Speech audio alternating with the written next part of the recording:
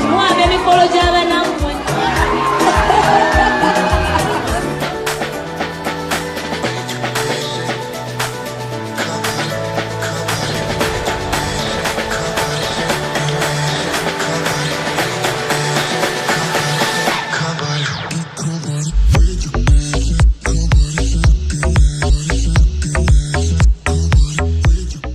Yes, ku Prejan Media TV tukwebaza yona gyosinzira okubanga weekumidde ku mukutu nenkugamba nti webale gwe eya subscribinga ne webale gwe a likinga nawe gwe a commentinga nawe gwe abeera mu community walingo la post zaffe ez'enjawulo nozi commentingako nozi likinga kugamba nti ekyo kyokola okola kyamaanyi osobola okulanga naffe business ez'enjawulo tetukulinaako buzibu kubanga naawe oyagala obeerewo ate naawe oyagala tukole ki tubeerewo. Naye olunaku olwaleero story gye njadde okuleetera eno story saturatinze nnyo ku social media oyinza okubanga obadde togiwadde budde naye yeetoolodde nnyo ku social media story ya mwana mwala amanyiddwa nga Rema. Omukyala ono bangi temwagala nnyo tumwogereko naye tetusobola kyebeera okuggyako okubanga tumwogerako kubanga serebu w'amaanyi. Omukyala ono tulina story gye twakuwaddeko emabega kaawo nga ye nga ye ayina ebintu byakola lwamiti yavuddeyo n'amukriticizinga. Yes, ne bamumuteekamu embeera lwaki yeeragira ku bagole ajaleeti ebintu we bityo naye si story endeese olwaleero. Story endeese ya mwana mulenzi amanyiddwa nga Eddy Kenzo.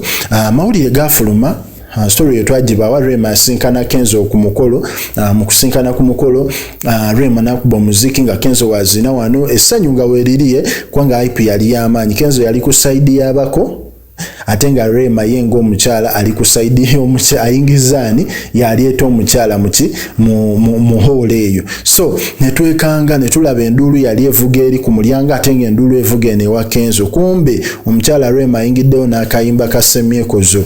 So mu mbeera yemu omukulu Eddy Kenzo yavaayo kubanga yali hyped yali ali smart nga asanyuse embeera etabuse omuziki gutabuse Rema atabuse. So omukulu Kenzo n'avaayo n'asalawo agende ku stage.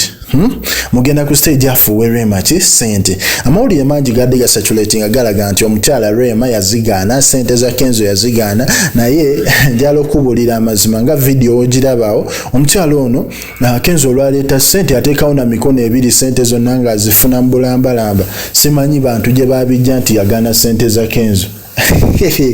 Yes, yadde bamaze ebbanga tebakyayogera tebakola ki naye eyo moment yokka asobodde okubanga ebagatta wamu ne basobola okubanga at least eba interactinga tewali mbeera mbi yadde tebafunyemu one on one time kunyumyamu bombi naye at least wabaddewo ku mbeera ey'essanyu nti mu mbeera yemu mu holo yemu mu presence yemu waliwo Rema nani ne Kenzo. Wano ku Prejan ffe tukuwa updates ezigenda mu maaso mu ggwanga omulimu gwo likinga commentinga era subscribinge.